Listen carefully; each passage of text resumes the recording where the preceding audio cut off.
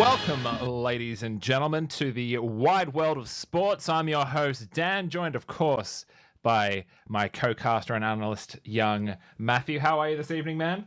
Yeah, I'm good. YouTube Feeling streaming platform's fucking dumb as shit, but we managed to get there.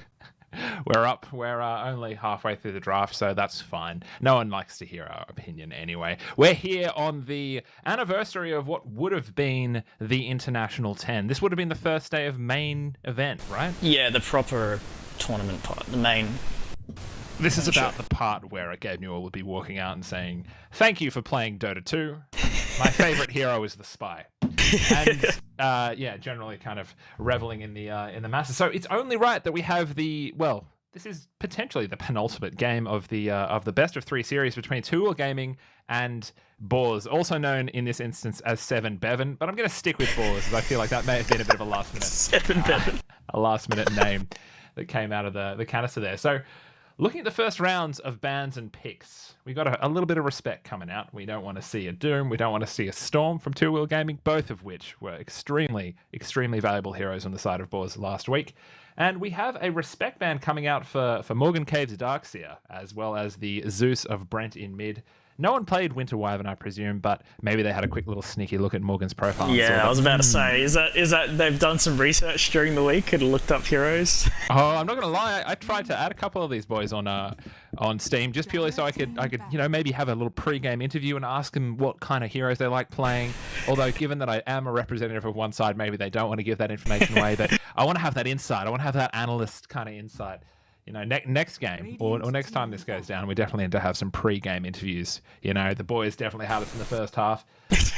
Oh yeah, look, second phase, just taking it 1 week at a time. 110%.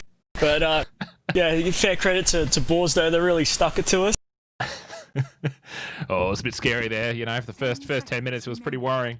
Looking at these first few picks, though, we've got Dragon Knight and Ogre Magi opener from BOARS, as well as the Jakiro and Venomancer opener from Two Wheel Gaming. How are you feeling about these first few picks? Well, I kind of like BOARS' opening a little better. A little bit more versatile? Well, I kind of feel like they're locking themselves in Two Wheel Gaming a little bit to there's magic damage, a draft that is very centric around so it's kind of vulnerable to BKB timings, especially on a hero like Dragon Knight, right? Who's going to be completely invincible for those two heroes. I mean, Venomancer has been played mid and occasionally POS 1, right? It's POS 3 at the moment. It's a very popular offlaner. People seems to be it's broken. The majority of the times he's been played, but I think, as you pointed out, he is a vulnerable hero, right? He can be ran at by the right type of combo. It's the problem with Venomancer is that he's a hero that just sits in your lane and is just constantly pushing it in, and it's a big problem to actually go kill the guy after a while. If you give him some levels, like you remember the early days of Dota when we first started playing and stuff. There's Venomancer, like you run in. Yeah. And he just pops his shit and you're just like, oh well, I'm dead now. Cool. I guess we lost this team fight. Yeah. I'll go back to farming for 45 minutes and then complaining why Venomancer's overpowered. Now this is an interesting pick, this Necrolite. Also, the lanes are shaping up to be some kind of... I mean, Dragon can go anywhere, right? But it'll likely... I mean, same as Necro, could go in the offlane if they wanted. Not really revealing anything about their lane setups for these picks, which is a pretty smart idea. There's a Pugna ban coming out. I wonder what that's motivated by. Do they have any Pugna players, or is it purely that there's a weakness in their draft? I don't know. Maybe they're thinking they're picking something that gets really undone by Pugna, yeah. Or they're just worried about push, I guess. They've got enough HP and armor to kind of be a little bit more of a tanky problem for... Wasn't there a Pugna last week? No, I don't think so. Not that I'm aware of. Or am I thinking of a different game? Oh no, I was thinking of the game we played where you were Slark. Yeah. That was a good time. We've got the Pangolia coming out. So this is a Morgan Cave special. Yeah. And something that he's been slowly working on over the years is something to play when Darkseer gets banned. Diversifying that skill set and that hero pool.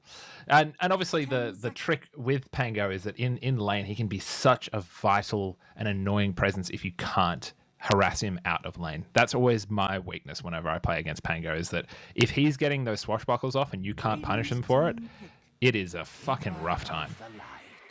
Ooh, I don't like that pick. What about the Will?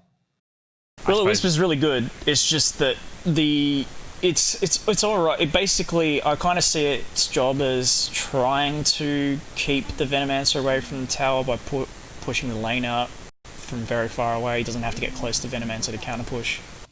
That's a good pick. Okay, that's why the Pugna ban happened, because they wanted to pick Sven. Yeah, that makes sense. Yeah, but Keeper of the Light, I feel like if he gets even close to a lot of these heroes, he just pops. And he's got... They've got a lot of burst already in between Sven and Pango. I'm seeing heroes being deleted pretty quickly. He just gets clipped by any of Venomancer's shit, he dies. He's dead, yeah. I mean, at the very least, Dragon Knight and Ogre Magi high armor and high HP. Wait, is Ogre Magi high armor or low armor? He's sort of medium, but he's got lots of regen. Yeah, right. He's still at risk of being burst down potentially. Like Sven and Pango are they can just dish out so much damage per second, right? That's the problem here. Necro obviously is going to be immune to both Sven and Pango because Swashbuckle is physical, so you're going to be able to get out of all of that. But of course, you're opening yourself up to ticking more from Venomancer shit or Jakiro stuff. So it's kind of even bit of a draft here from Two Wheel Gaming with a nice bit of physical, a nice bit of magical damage output. Thinking about this last pick on both of them, obviously they both need Two Wheel Gaming needs a mid, and BOARS could be easily playing a few of those heroes mid. But what do you feel like they're lacking on both sides? Well, I kind of think that this is going to be an off-lane Dragon Knight, and then Necrolite goes middle, and then they're holding their POS 1. Yeah, okay. I can get down with that. Or it's going to be a farming middle, like, PA or something. I can see that fitting into their draft pretty well, yeah. I mean, thinking about who's playing what on Two Wheel Gaming, I think that's probably a BK Sven, that's probably a Morgan Pango, and really... Well, I know comfort heroes. I know it's Nick's Jakiro. Okay, yeah. Because he was. It was either Brent or Joel on the Veno, and subsequently the other playing the remaining role, whatever that might be. Likely a mid, unless they send Veno mid or Pango mid. Pango mid is fucking. Oh, I hate it. I hate it so much. 10 seconds. Pango mid is good. I just don't know whether Malta. They probably won't be doing it now. He'll be playing in the offlane. It's like how he likes to do it. Final ban, Clinks is what they're worried about on Two Wheel Gaming, which I can see. They have got enough front line to distract and be just a long enough fight for you to not want to stick around for a Clinks to clean up in the backline, and a Magnus ban coming out at the end there. Oh, okay, that's their mid. This is the mid. This is a both Joel and Brent play this mid, and can do fairly fucking well with it. Thing about Visage, feels like he's one of those heroes who's extremely on a timer. What is it, like 10 to 20 minutes? You can just run ramshot over the map. Yeah, and the thing is, it can come to a screaming halt very fucking quickly as well. One of those heroes where you have like 1 or 2 deaths and it's game over. Yeah, that being said, they don't have a lot of ways to easily get rid of the birds. That was why the Clinks ban happened. So Ogre can't hit them, Dragon Knight can't really hit them, Necrolite can. Keeper of the Light can't, because he has to get too close. So they have to be able to pick something in this last pick that does the job there. Which Sniper would have been good, but they banned it themselves. Yeah, you do need something with that high attack speed. Ideally ranged. It's a bit of an interesting corner they've backed themselves into here in terms of they do have flex picks, but I can't see anything left in the pool that would necessarily solve the Visage problem. I think the birds are an issue, right? You do need to be able to kill the birds, but if you can't, it's not the end of the world. No, you need the main way is you have to be able to stop the push somehow, and they do have tools to do that. They have like the Keeper of the Light and Necro to a certain degree, right? You have to get a little bit close for that though. Yeah, he has to stand in the middle there. So he's vulnerable to Jakiro hiding, ice pathing, and that gives the rest of the team time. Or Pangolier leaping out of the trees and that slows you. The thing I don't see on BOARS at the moment is a hero which causes Two Wheel Gaming problems. And I just mean that in general. Their draft in isolation, it's a very passive draft, I guess. I can't see any one of these heroes necessarily being a problem, even if left alone. Obviously, Dragon Knight gets farmed enough, or Dragon Knight can be a Lone Druid. Yeah, I almost said I want to see some flex pick like a Lone Druid. Here we go. Shit, this will be good. This is definitely something which can really fuck the Visage Yeah, up as I well. like this pick, actually. I like this pick a lot. Locks down Pango, can put some... It's going to run straight through both Venomancer and Jakiro. This is exactly what they needed from a hero perspective. This is a hero that causes problems. This is a hero that can win them the game, and really sets it. It kind of flips the draft very suddenly into BOARS' favor, as it turns to be something that you kind of have to play around the lone druid. As a lone druid player myself, I'm just going to keep soapboxing here as Matt has quickly excused himself. There is a feeling you have in the game that you're putting the onus to win the game on the other team's shoulders. Deal with me or you've got a problem. 40 minutes in, I've got an Ags, I've got a Basher, I've got Assault Cuirass, and I'm going to run my bear across the map and cause a lot of problems. How are you feeling about the draft, though? If you had to put it one side or another, who's going to be taking it as according to the Gospel of Matthew? The Gospel of Matthew. Well, first I just want to say I like that 2WG still has my Huey's Cooked Adventures picture as the logo. I think I like the last pick for BOARS. I like the Lone Druid a lot, but I kind of think the overall draft.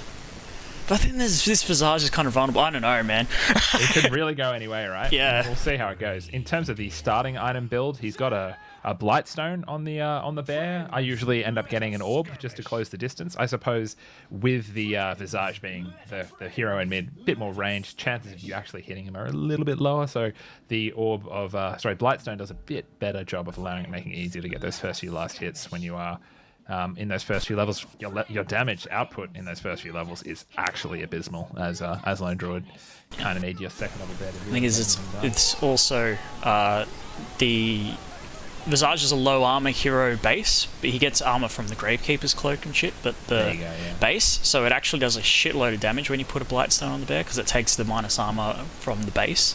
Yeah, okay, right.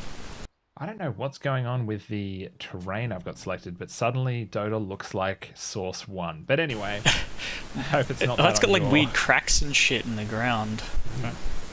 We'll see how it goes. Looks like we've got the Venomancer and the Pango setting up top. Brent on the Visage mid, again with a Blightstone, so no armor in mid lane for anyone. Bad Boy playing the Jakiro down with the Joel Shaky McSpear on the Sven. On the side of the Dire of BOARS, we've got Bukake Bandit playing his nice stun support. He was playing Lion last week, and it's Ogre this week. Mufasa, the offlaner himself, on the Necrophos. Lone Druid being played by Mac Dogma, as well as Warren Buffett, and Kero handling the safe lane up top. Looks like it's going to be 2 runes to the side of BOARS, 3 runes to the side of BOARS, getting the one in the river with a nicely timed Blinding Light to push Morgan and BK back. BOARS with a little nice, easy head start here. It's going to be an irritating lane up here, I think. This, I'm not sure that Keeper of the Light can hold these heroes back. Yeah, I don't think he threatens them enough. He can stop them running it, DK, for a little bit, but I think the DK is just going to have to be passive, and this is really why spot immediately. Yeah. How do you trade against this thing? Yeah, you cannot stand. You're going to burn through your regen really quickly if you're not careful. In mid lane, I've never laned against a Visage as a Lone Druid, so I'll be interested to see how this all goes out. Mac Dogma, obviously quite a good mid player from how we saw last game. He ran a train on Brent in mid. If I'm putting it kindly, we'll see how it goes with those first few blast hits, heading the way of the Lone Druid. And down bottom, this lane is. I mean, I can't imagine the Sven having too much trouble, right? Jakiro, one of the stronger lane supports in the game. Sven with a stun to kind of get out if he needs it. Pretty high base damage. We've already got a pull going on the side of Radiant. Yeah, I realised too late. Oh no, he's going to be able to contest it at least. Oh, he's got it. Nice. Well done. Yeah, pulled it through. To take a bit of damage though for it. They don't call him the Bukake Bandit for nothing. Oh. Look at this support battle over the pull. In mid lane, the early lead very much going the way of the Lone Druid this game again, with Brent on 2 or 3 last hits and 3 denies, with the Lone Druid on 7 or 4. That's an early lead can really set the tone for a mid lane. As you know, right? You kind of lose 1 or 2 waves and suddenly you start feeling like you're hitting like fucking wet lettuce. Yeah, the lane is decided by 2 minutes in, basically, most of the time. Top lane seems to be, you know, the DK getting out a nice amount of farm. Veno and Pango doing what they can to harass, but of course, DK has unlimited health regen, so you're not going to kill him. And where do you think First Blood's going to happen? Can you call the lane? Look into your crystal ball, Matthew, and tell me which lane is it going to be in? I reckon it might be middle, because I don't think top. It's going to be middle or top, because if this keeps happening up here, because like basically Keeper of the Light is vulnerable to Venomancer getting just run down. Like you can just make one small movement mistake, like this one maybe. Oh, he's all right. Yeah. Bottom lane, yeah. They almost had First Blood there. Well, not almost, with the 200 HP, but they're burning through the regen. They still have a heap. We've got a stick on the Ogre Magi as well. Yeah, I feel like this lane's kind of hard to kill for both sides. They have ways to get out. They've got Ghost Shroud if he really wants to get it. If he's concerned about being pushed down by that stone. And from a CS perspective, the Radiant winning both the side lanes at the moment, but this mid lane is being firmly dominated again by the Lone Druid. Yeah, this is going to be a problem because I feel like the Visage doesn't have the same impact as a Lone Druid. However, like Visage kind of just eats shit until 6. And then he really starts taking off. Yeah. A little bit of back and forth. A lot of passivity. Lane's pushing straight into the tower up top, so Morgan's going to be happy with that. Clean up the wave if he needs to with a swashbuckle. Well, I think Bad Boy might have made a mistake here. He's getting run down. We've got a burst. I can see this being First Blood down bottom, but no, they're okay. Ben there to discourage any further action. Brent eking out what he can. Sitting on 5 denies and 11 last hits. He's doing well. He's catching up, closing the distance actually, with the Lone Druid starting to lose his lead somewhat. I'm surprised this top lane's going as well as it is actually. Well, for Dire, yeah. Given the amount of harass that Venomancer puts out, just how annoying it can be. Huge amounts of damage. We might be seeing First Blood with a nice little right click there to clean up the paper amount of HP that the Keeper of the Light has. Commentator's curse. That's it. That's it. TK just fucking walks away though. He probably needs a second bracer, I think, here. He to be able to survive it, yeah. You wouldn't usually expect that, right? But in this lane of all lanes, has HP regen now, and so it's not too bad. It won't help you as much as it used to, because Magic Resist gets all the Venice shit off you. Little sneaky play with Visage grabbing the Invis rune after using Gravekeeper's Grave Chill. Yeah, I know how this video game. Definitely played that hero a lot. And we've got 2 runes to the side of... Well, there's actually 2... What the fuck? Oh yeah, 3 runes to the side of... No, 2 runes to the side of each. This ward battle that's been going on bottom is pretty funny. They just keep dewarding each other on this pool camp. Yeah. The real players put it in here. You can hide it in the tree. You want to be a pro card back. Yeah. A side pool. Brent's looking like he's going to be on his 6 in no time. Oh, Bukake Vander just had a very unlucky thing happen to him there. He was trying to pull the side camp, and the creep aggroed and then de-aggroed because a tree grew back. Oh no, that sucks. Oh, dude, yesterday I was playing out. I had the girliest freak out in Dota I've ever had, because all the trees down here were broken by some ability, and I was in the middle there, and all the trees started growing back as I was running through it. It was, I was like, ah! That's some nightmare shit. It was. Envelops you, yeah. Brent has his 6 now, throwing down a little bit more damage, starting to be a bit more of a problem, but the LD does have that advantage, has phase boots up on the bear. That is always a scary item. Once he does get his Mask of Madness up, he's going to be a problem on the map. They're going to have to play pretty actively in order to shut him down, I think.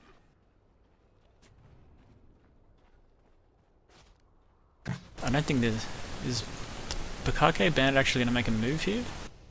They might be.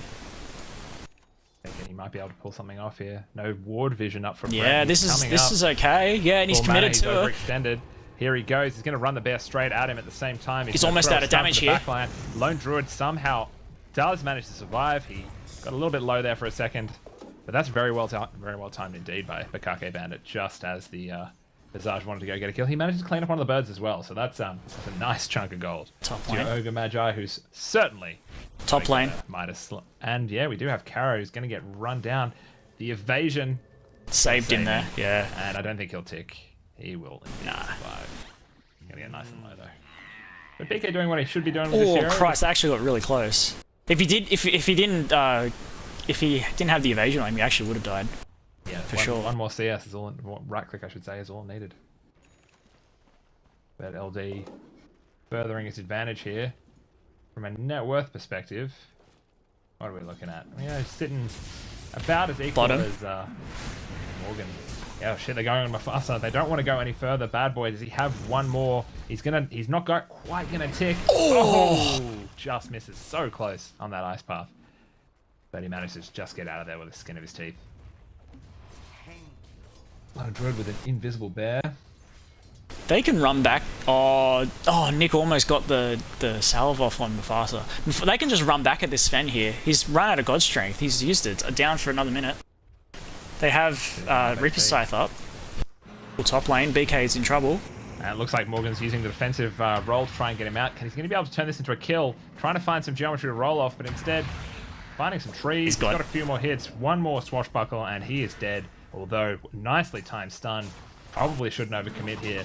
Oh, but he does nice shot. To connect. Good job. Right on the dick end of that. Same time, Brent is going to get gone on a mid by Ogre Magi again. Throws the stun down, and he's rooted. Drops the fear, sending him back at the base. They're probably going to dive. I can't see them being able to kill the bear or stop him from doing what he's doing here. The birds are out of damage. Speed, and we might actually see a turnaround here as Lone Druid is now down to half HP, tanking the tower, and his bear is starting to run the fuck home. Is he going to get a stun with the... No, he's not. Might actually turn it around again with Brent trying to clean up, resummoning some birds. That has got to be a dead Ogre Magi, though we do have another rotation from the Keeper of the Light into mid. Brent sitting nicely positioned in the back of the trees, but he's slightly overextended. He's going to get rooted, and he does get killed. But a nice little exchange there, bringing a few heroes to the mid. Unfortunately, no kills for Brent, but I think fairly well played. That was well played, yeah. They almost threw it with the tower tank, and then it was good heads up to realise the bird was out of damage.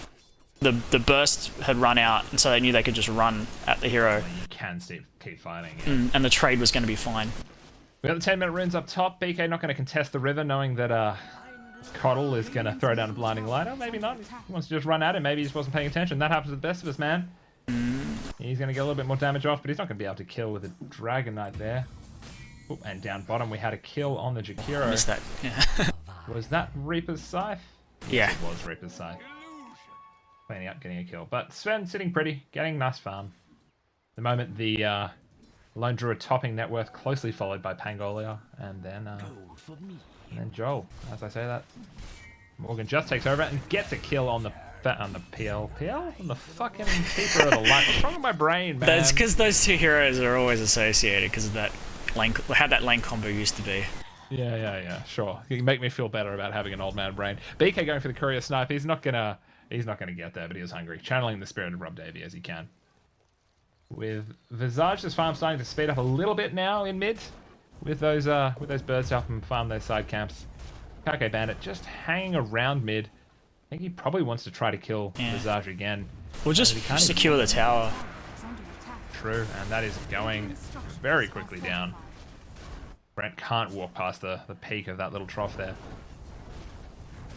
And they're not going to bother trying to save it. They're a little bit slow on the rotation if they did want to. And they're out of there. And Sven heading to his...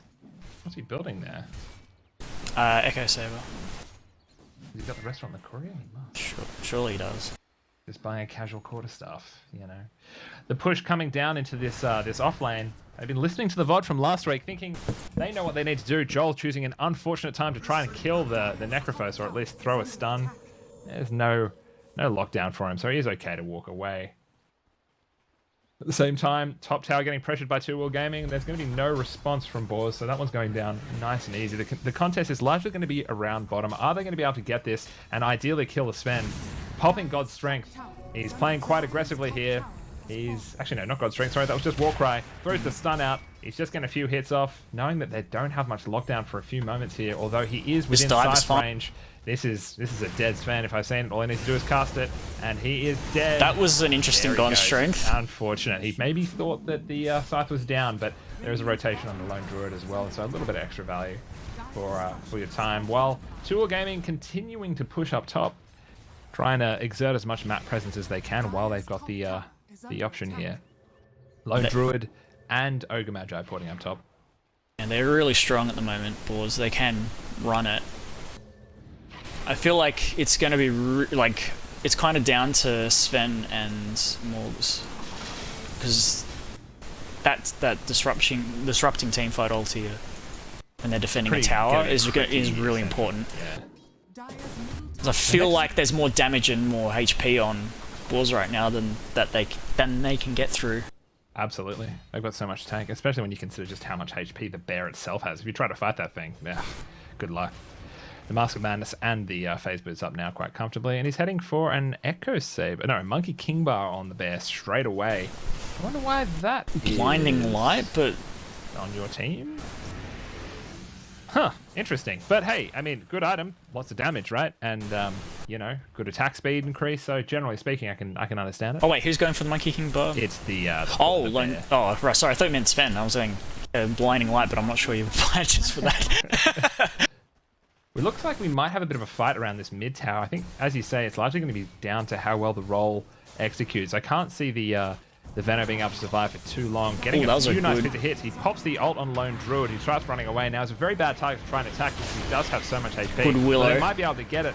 The Blinding Light goes down to try to save Morgan with a swashbuckle in order to finish off the bear. This is actually now a one fight for Two Wheel Gaming if they can continue to clean up. There is no Reaper Sight for 10 seconds. They need to burst him down before he gets it, and they manage to. Oh, they're going to one at a time in here. Yeah, and we've got the Dragon Knight who's going to try to run into the side of the fight and get something done. But Sven still with that Warcry and God's Strength on him. He's feeling pretty comfortable. Morgan going to the backline, looking to get an extra kill on the Keeper of the Light.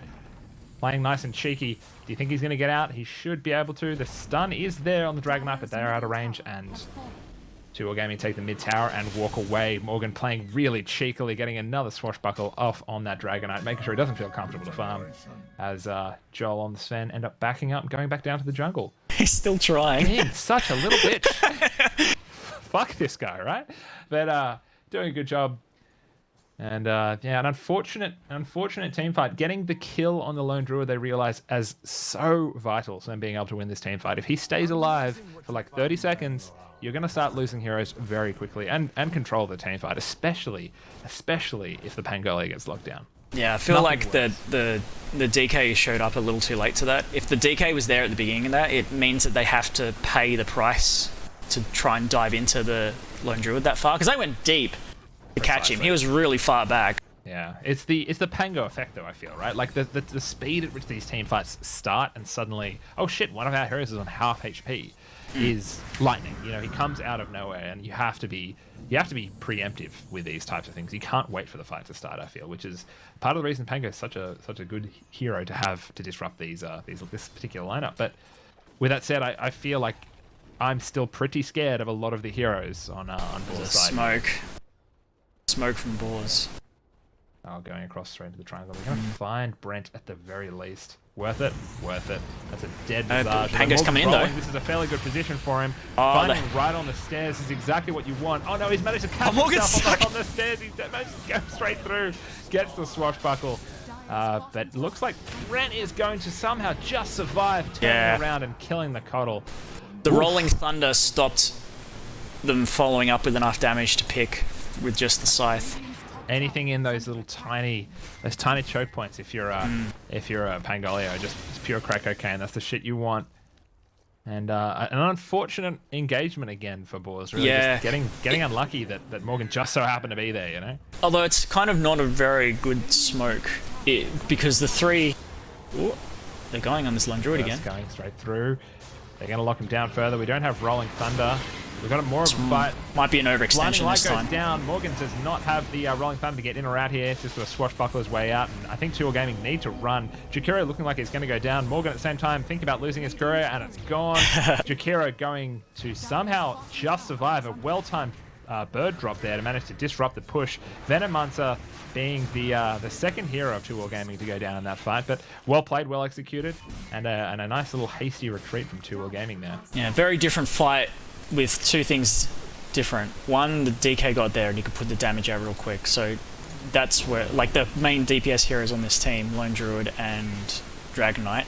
Second was that Rolling Thunder was not up There. Yeah, and they could that means that the Will-O-Wisp is properly effective. And yeah, you actually managed to control the fight, especially when you're that deep as they were behind that tier 1 tower. It's a very scary thing very quickly as soon as that blinding light, the Will-O-Wisp does come out. But next big item on the Dragon Knight, looking like it is going to be the Halberd, which will be something that does stymie the output of the Pango. That does apply. Oh no, Swashbuckle will still hit, right? I think it doesn't proc any of the shit because they're attacks. I think it's one of those weird... But he still get the damage out, right? Yeah, I think the damage works because it's not an attack, quote unquote.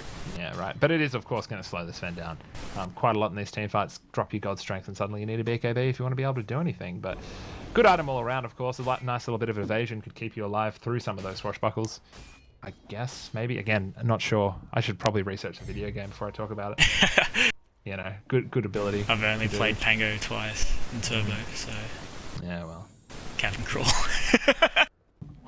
Got to get through him, man. I'm so happy to be done with my Cavern Crawl. Sven with a haste rune, looking like he wants to try to find a pick here. He found the Keeper of the Light. He drops God's Strength. He runs straight at him, drops the stun, and with 3 hits, he's gone. Followed up by an Ice Puff, just to be sure. Always a scary thing, seeing a hasted God's Strength Sven running directly at you with a hero who has 600 HP. He's pulled a bit of cash here. I wonder what he's going for. That is a good question. I mean, he's just walking past. He's going straight for the Ags, it seems. Make sure he's got buyback. Counter push up top. Morgan trying his best to disrupt it, but he's not going to be able to slow it down. Trading towers. They both have good tower push. And, you know, both opposite sides of the map. Why not? Try to get some kills where you can. And they're going to go for the tier 2 down bottom now. They're really checking the commitment of BOARS here. Do you want to potentially lose this tier 2? And we've got some Power Ranger supports coming back in. The Lone Druid with his bear. Oh no, he screwed up the port on the bear, I think. And so unfortunately the bear's still running across the map. Now 2 Gaming don't know this, but they do have an opportunity to take a fight. With a smoked Coddle leading the way on BOARS, they're looking like they might want to try to find a cheeky. So does BOARS. BOARS has an opening. God's Strength is down. They got used to take the tier 1. Absolutely, you're right. That is the thing you need to carry. But they also have a DK who is running out of DK form. Oh shit, here we go. Looking like they're going to be fighting over this rune. Does Jakiro manage? That's a really good macro pyre though. And we follow the macro power up with the Venomancer roll. Both those heroes going down in a heartbeat. That's pretty much it for the fight though, as I can't imagine they keep running through with this amount of HP ticking down. Although with that said, the bear can regen, and Ogre is going to be fine with his HP. Yeah, I think they're going to heal up fine from it. Yeah. The Pangolius top, so they can... He's going to show in a second, so they'll know. Does he have a port? He's got 5 ports coming out to him already. Oh shit! Move. We've all been there. But it looks like this tier 2 tower down bottom going to be the fight zone with God's Strength back up, as well as Rolling Thunder. I don't know if they're going to be able to take this too quickly. It's going to be a pretty rough fight. They are down at Jakiro, sure. But here comes the Sven going straight onto the Lone Druid. Drops his form, gets healed up by the Greaves. Morgs comes in the backline, drops Rolling Thunder as the birds fly over. He starts disrupting, killing that Lone Druid, or stunning him out. It looks like the Lone Druid is going to be going down. No, the Lone Druid does finally go down at the same time as Morgan is completely fucking up the backline, almost killing the Coddle himself, but they do manage to get him out. With both the Ogre and the Lone Druid going down. Looks like the Necro will be soon to follow. And Joel with that... Oh my god, that bullshit, that was that long. Is ridiculous. Managed to get the kill on Warren Buffett, or secure it for the rest of his team to clean up. And they do manage to turn that around. Yeah, I don't think that push was a great idea. I mean, I know that seems like obvious now, but like, all of their shit was down. They had nothing up.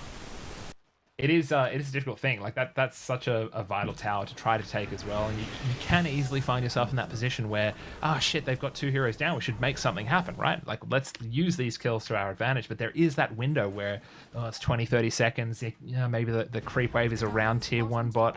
Do we do it or do we not? I totally understand why you take that push. Everybody fucks that up. You just feel like you have to get something done because now you've got an opportunity to. And then, but you don't take stock of what you're actually capable of doing, especially now that they've changed the tier 2 tower strength. Yeah, exactly. Yeah, Morgan throwing out the swashbuckle and managing to get locked down by that bear, and there he goes straight away. Exactly what's going to happen every time. The will-o'-the-wisp goes down, doesn't manage to catch the Sven, although the bear is on him, and I can't see him managing to get away here unless he finds a creep perhaps to Stormhammer to. Yeah, there it is. And he managed to get out. Haste rune on the Veno, dropping a slow on the side. That's cheeky. That is cheeky. Disrupting the chase, pulling him in every which direction, and managing to get the Sven out nice and safely there. So that's surprisingly well played, shall we say? Yeah, because I was about to say, 2 Game making the exact same mistake. They're pushing in without their stuff, and they're taking a tower because heroes are dead, and they feel pressure too. Learn from your enemies, right? Copy their mistakes. Precisely. The lone druid getting a little bit closer to that monkey king bar. Again, it's going to increase the output, but it doesn't feel like one of those items that necessarily changes the stakes of the hero. You know?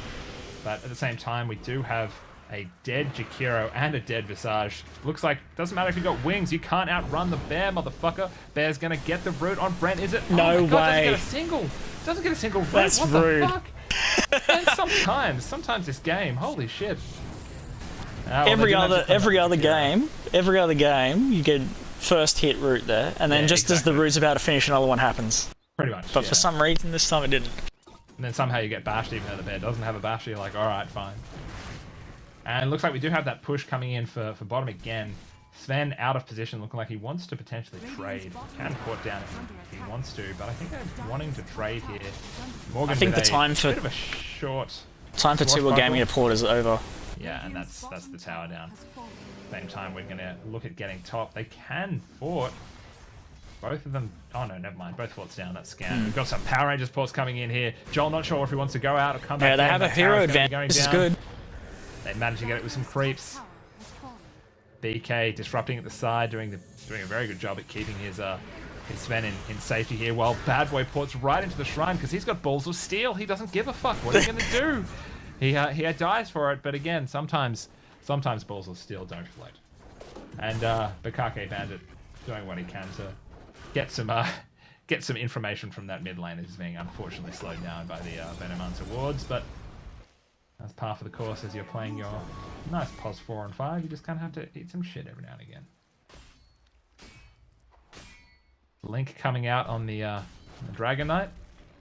Looking like he wants to close the distance and maybe take some aggressive initiation here. I like that choice of this. Yeah, you know, start to disrupt. Don't get initiated on. Be the initiators. And while he doesn't have it here, it does look like we're going to see a very dead Venoman. So he does get the ult off, followed up by a roll though. Lone Druid does get the transform off. Don't know if the fight's in such a good way for 2 Gaming here. He does need to swashbuckle out. He should be able to. Never mind, he gets stunned. He gets rooted, and he's dead. At the same time, Joel managing to kill the Necrolite up top. Don't know what happened at all, but, you know, a kill's a kill, I suppose. And that leads to 2 for 2 with BK cleaning up the Ogre Magi with his annoying yet effective ult. And Kurt Bedwell plays there. Run in and stop him and die, you know, whatever. Everyone backing up a little bit. Got a nice little, quite symmetrical amount of map control here. Of course, 2 Yeah, they've done a good job of trading. When a team's playing aggressively, they've gotten lanes in decent enough position. Or DD rune.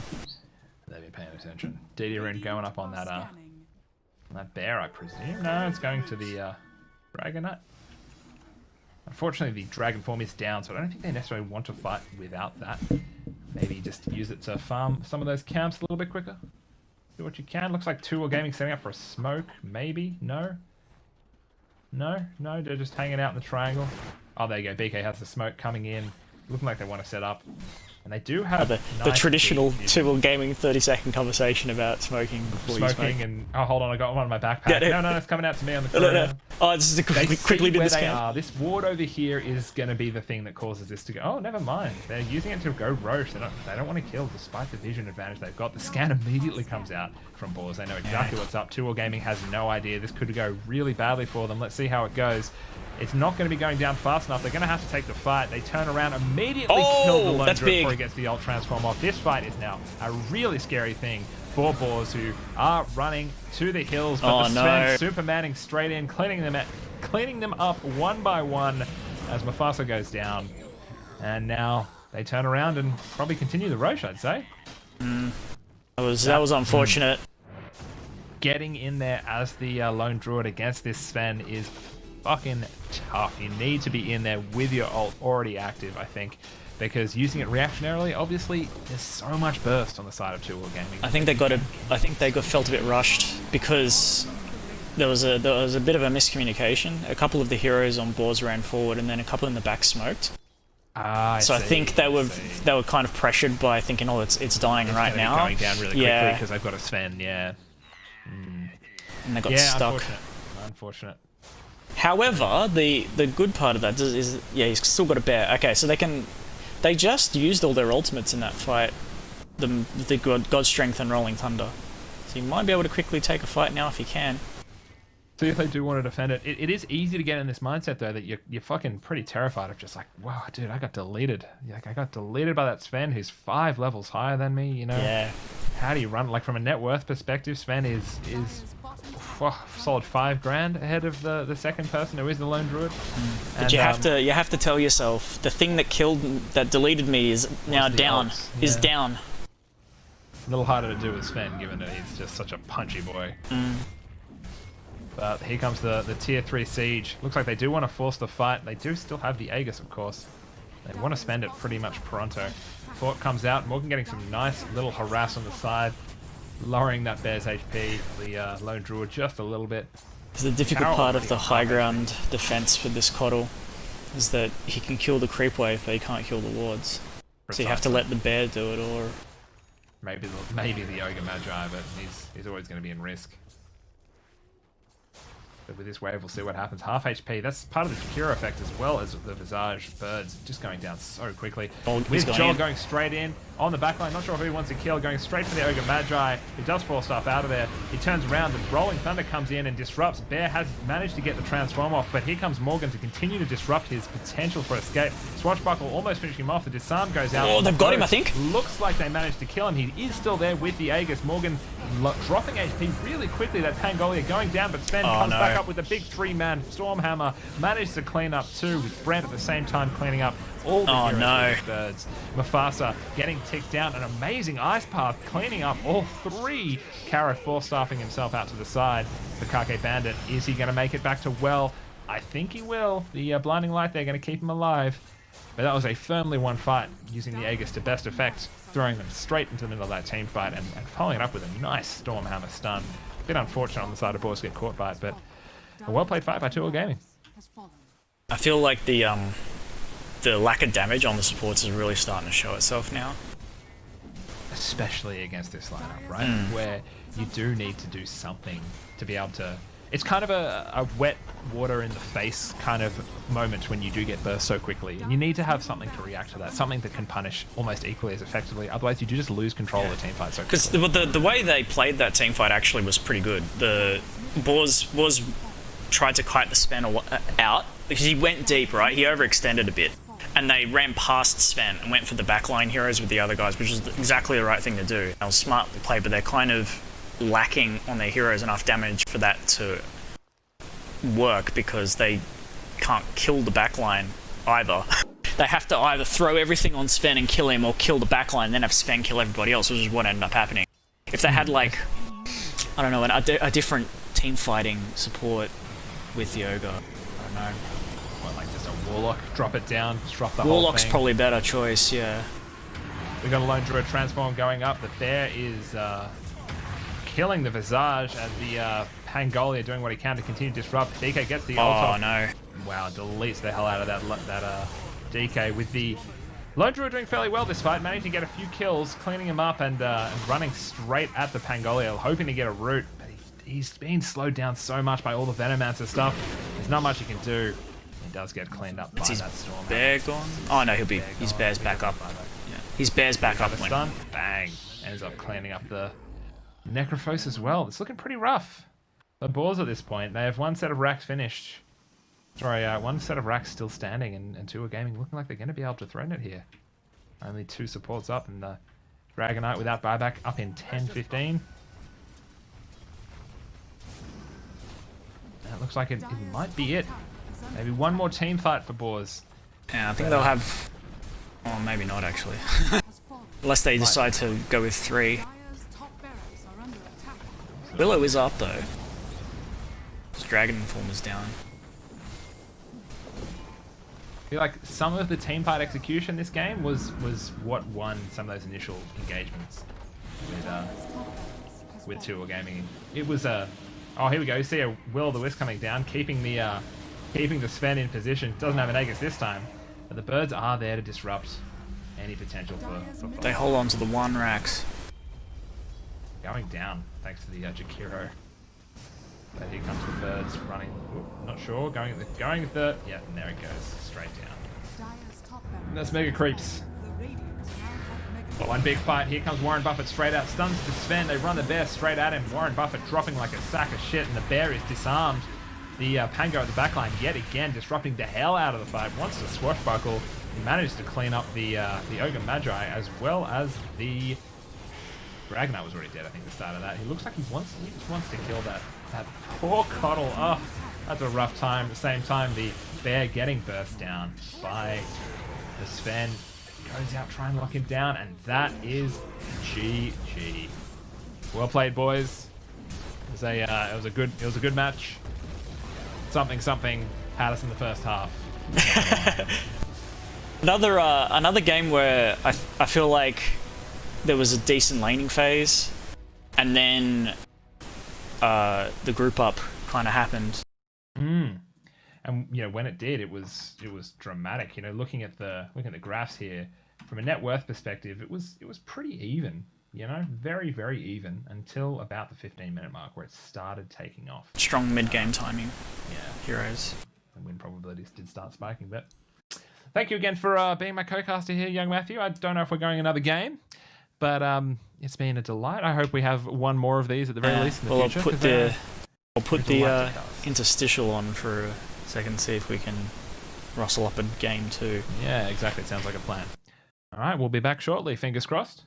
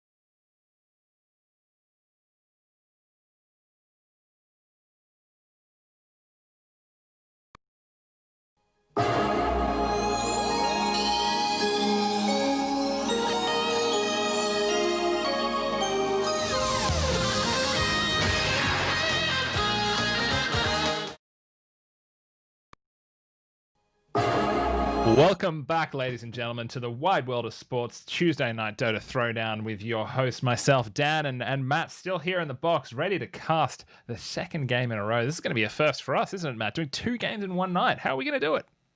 I don't know. I've been like making my vocal cords pick up dumbbells throughout the week, just in case this happens. Just bust out a few reliable singles. What was it? Fucking quick easy singles. Quick easy singles. Yeah. The new cheese by Kraft. We're here for game 2 of 2, likely, between BOARS and 2 Gaming's, also known as Seven Bevan and Pros Before Hose, going off book this game, just to make sure none of the bookies are paying too much attention.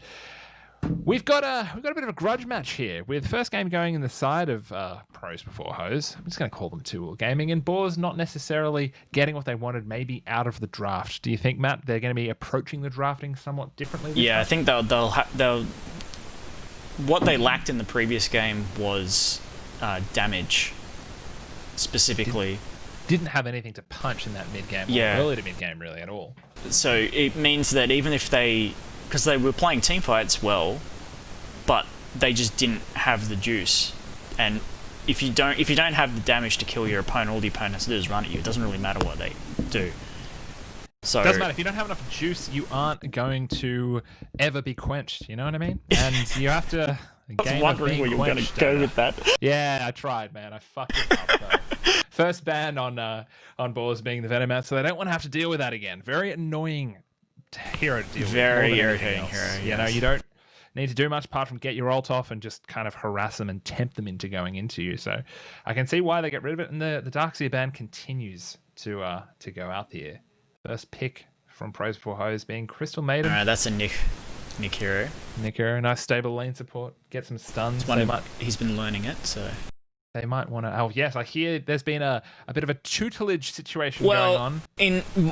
It hasn't really been tutelage so much at the moment as mutual commiseration at our horrid support games this week, because both of us have been eating shit on the old slow icy Maiden. The Jakiro comes out on the side of BOARS as not so much a deny pick, but hey, this is a really strong lane support, I'm sure. We want to maybe have someone who can harass. What is he? He's considered one of the better lane supports, right? He's a good lane support. He offers like kind of irritating harass that you can't stop, and you kind of have to survive the lane long enough to get regen, to out regen Liquid Fire and Dual Breath. It can be a real problem for you, right? Like you end up in this situation where you do have to make that choice. Difficult to trade against. The Clockwork is, again, another Morgan Cave special. So we're seeing 3 Morgan Cave heroes coming out, one after the other. So, again, looking like he's going to be pretty comfortably disrupting the hell out of these team fights in the backline. But, hell, with an Underlord, maybe there isn't really that much of a backline as much as a frontline you need to worry about. But we'll see. We'll see what'll come out here. From these openers alone, how do you feel about BOARS versus 2 Gaming here? Well, depending on where this Jakiro goes, I think Jakiro is a better 4 than he is a 5. Which means that this is their off lane, and I don't mind it. There's a lot of DPS. There's a lot of damage over time. It's kind of annoying. You can't kill the Underlord that easily unless you just do actually run at him, which is something that we seem to struggle with. Yeah, you have to get him early, and yeah, that's not something that 2 Gaming do unless I'm in the lane yelling at you. So. Oh, yes, exactly. And without the mat effect, what are we going to do? You have to imagine someone cracking the whip and being like, just fucking go. He doesn't have anything. What's wrong? You have to wait till level 3 to do anything. Just fucking go, mate. But we've got a Quap ban coming out on Pros. 2 Gaming here. And followed up with a Doom ban on Seven Bevan. Interesting. It looks like they just want to completely remove the mid pool, thinking perhaps that the most active hero in the last few matches against BOARS has been their mid hero. That's been the threat in both of those games. Or they have a spy or an insider in the Dota chat on WhatsApp where BK has been like going insane about how much he loves Doombringer middle. Yeah, okay, yeah. He's been sitting there saying, "Oh shit, man, I got to get this Doom mid up." Yeah, play it pos 1. I hear you can fucking. That's the thing about BK. He's a man who's not shy to try new things. He's Ogre Magi mid, man. Ogre Magi mid. I didn't believe him, and then I lost heavily to it. I lost more than that game. I lost a lot of respect in myself as well. Sven ban coming out on BOARS to make sure it's not a repeat of last game, and at the same time, the Faceless Void is banned out by pros before hoes. I mean, is this a Terrorblade game for 2 gaming? Because these bans look like they're protecting a Terrorblade to me. It's Terrorblade or an anti-mage, maybe? Not so much anti-mage because he's okay against magic damage. Yeah. It's like the biggest pains in the asses to play against as a Terrorblade are the first 4 heroes of those bans. Yeah, you're right, actually. Oof, I mean, you're right, it is Joel. They did ask for Joel to stay on that pos 1. He has played a bit of Terrorblade before. It's one of those heroes, though. It's pretty volatile in that laning stage. If he can punish it, he can. Like he feels to me like such a sluggish start. He takes so long to get going. Of course, once he gets going, you aren't gonna have many problems once you hit that like 30-minute mark. Same kind of cadence as a spec, I suppose. How does he perform against a spec? I would feel that spec would do okay, right? I actually because I've never played Terrorblade ever, so I don't know how it feels to play Terrorblade. But I've played Spectre against him like once or twice, and you get fucked because the metamorphosis is just too much, and he can sunder and get out of the dispersion, so it's just like, all right, cool. Yeah, true. Yeah, it's just suddenly your health pool means very little. Yeah, it is a massive problem, I suppose. Yeah. It kind of does matter what the other heroes are in the game, though. But still, I think in a 1v1 scenario, that's what happens. If you can get a hero that can stop the Terrorblade from sundering. I mean, do you think they're expecting it to come out here? I mean, it probably would be the kind of hero that you would maybe want to save for that last pick. It'd be a last pick, yeah. I can see him squeezing it in this phase if they do have something particular they want to try and get done in mid, but obviously the mid pool has dwindled pretty quickly here. You don't have any of those high mobility heroes, so from an Underlord perspective, you're not as worried. They banned Pangolier because they were concerned from last game. I don't think they're necessarily too concerned about where it gets played. Means they're expecting this clockwork to be a 4. Potentially, could be. It's a 3. Well, now 2 again. It's shown their ass. Yeah. Yeah, this is surely a pos 3 clock and a pos 4 Mirana. But then again, Mirana is one of those heroes, as you know, you can be flexed, right? You can play it anywhere, apart from maybe pos 1, really questionable. And you're gonna want to be able to have some question marks in the draft at this point. But yeah, it has to be it's a good combo. Clockwork cogs into Mirana. Arrow is pretty reliable. Oh yeah, I didn't even think about that. That's why you have to get Mirana expert on the draft. It's the only reason we keep you around, man. The arrow to maybe catch the Treant as well could be one of those things that, especially with now that I think about it, a flare. You do have, I mean, do you need True Sight to be able to see the Treant? I can't remember. They've changed that ability. You so need many True Sight, yeah. You can get that ability if it becomes that much of a problem, right? I can't remember. It's what 20. Trading off against 20, but what are we trading off against? What's the other ability that you're getting? It's damage on something, I think. Let me have a quick squeeze. It is it's basically 100 rocket flare damage or True Sight. I don't know. As a non-clockwork player, I'd probably go the True Sight if the Treant. Yeah, I feel like you only go the damage on the flare if you have problems pushing your lanes out, because which you don't on this team. You have Crystal Maiden, you have Potom. Both of them do that fairly well. Yeah, exactly. Plenty of wave clear there.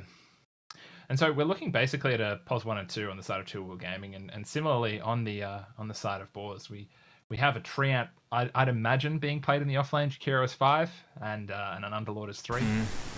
So we're kind of seeing the meat of these teams kind of coming out in the wash here. Already way better lane. It's from 7 Bevan. Oh, definitely. I much prefer this. Hey, Spirit. This is just pick the mad heroes. Fucking exactly. Make it making you feel like you're a part of this game, even as a caster. Make you perhaps be cheering for the BOARS, giving them the energy they might need this game to pull it through. An Ember Spirit. So from a mobility perspective, that's you don't really have much to lock him down. I suppose there's a Necro. If you can get him down to half HP, he is dead. But as we both know, Ember's quite a slippery hero, right? Can get in and out of those cogs. Doesn't really care too much about being Yeah, He's stuck. he can get out of the cogs really easily. He can dodge the arrow. He can get out of everything here except for root and scythe. Yeah. So there are tools to kill him, but Crystal Maiden can't walk up and hit him.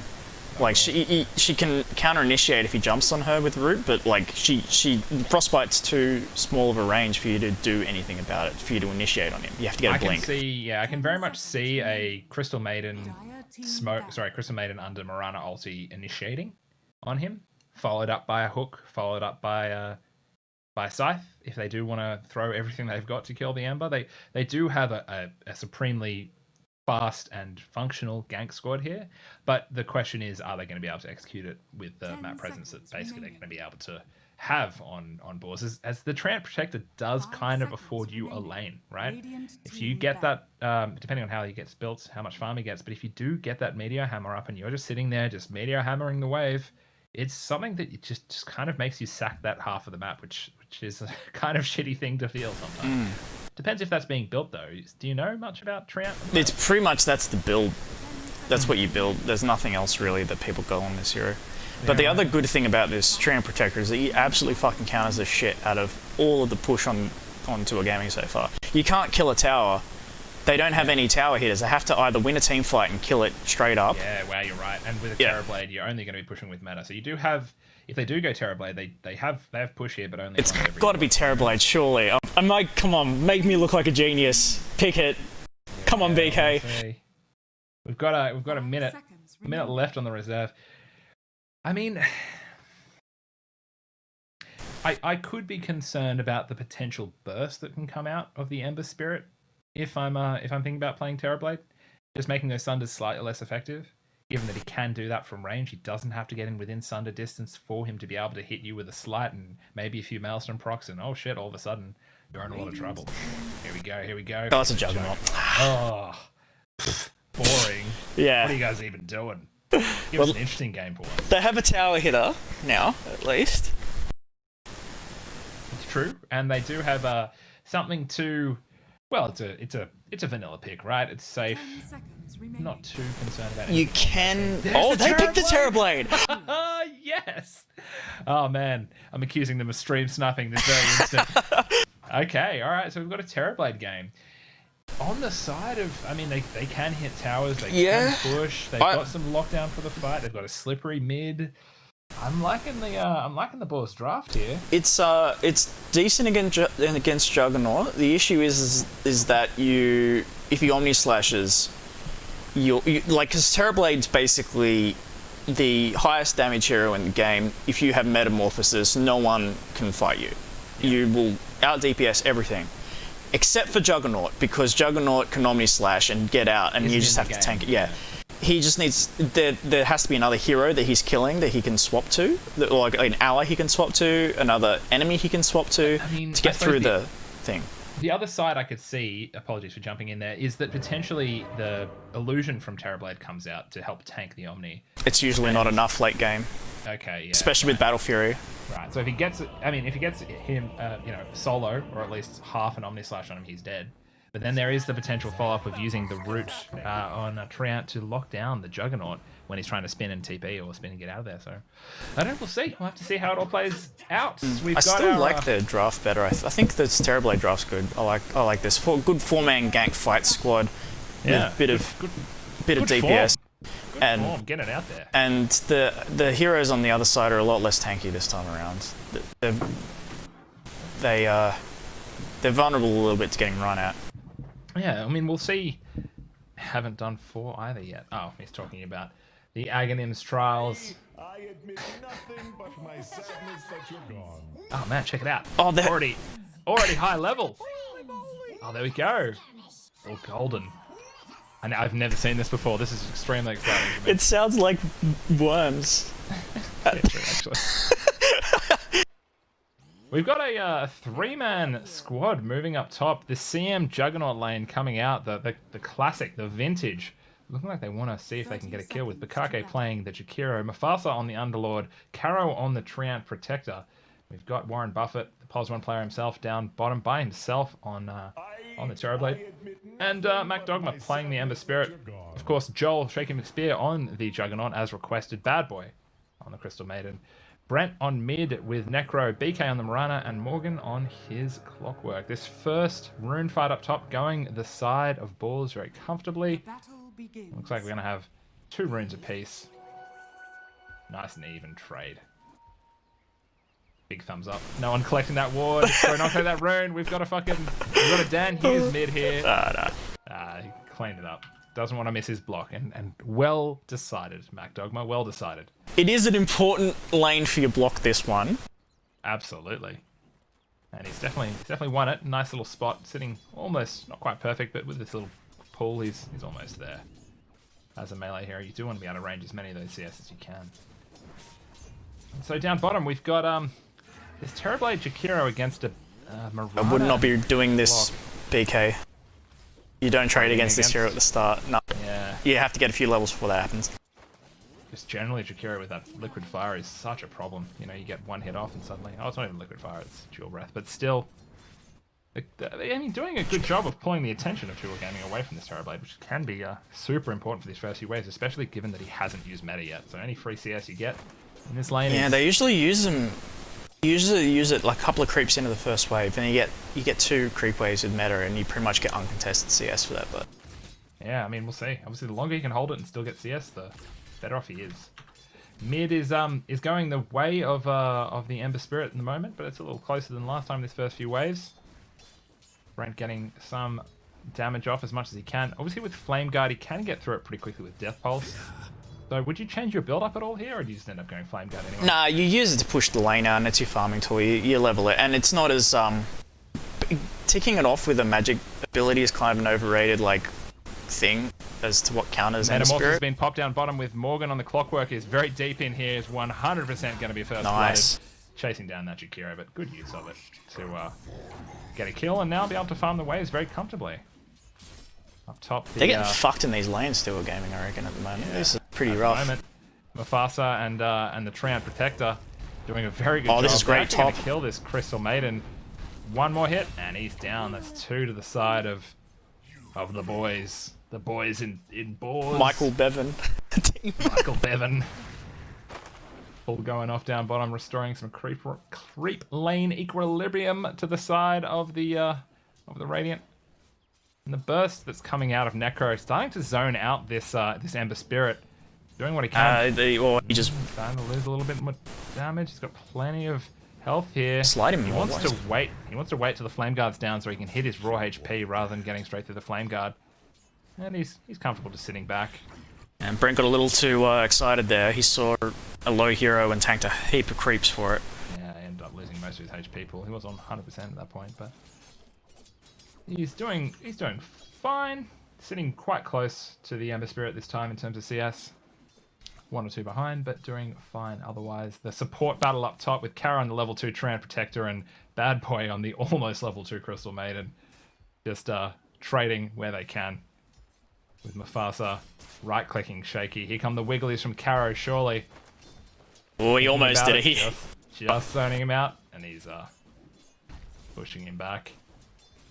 Things starting to even out now with both Jugger and Terrorblade on almost identical farm. Nice pull from Jakiro on the side here, being disrupted by Clockwork. It does look like of the lanes here, Morgan is in fact the POS 4 in this lane with Marana being the POS 3, surprisingly. Yeah. Oh, good He arrow. hits the arrow. So he's going to follow it up, and with a cogs, nice little play there. That was well done. And manages to not get his career kill. At the Bad Boy, though. Bad Boy gets picked off by the Underlord up top with the Wigglies, the slow, and the damage. This is a really tough lane. You weren't kidding. This is a hard time to be a CM. Yeah. I told you this lane sucks ass, man. Like Commiserations, you know. you pick the Juggernaut CM, and you like, hell yeah, we're gonna just run at these guys. And suddenly You get run at yourself. Ooh. And things are looking pretty even again, still in mid. Very, very similar CS. This is a matchup that's going a lot better for Brent than the last game, so definitely got his feet in the pool, so to speak.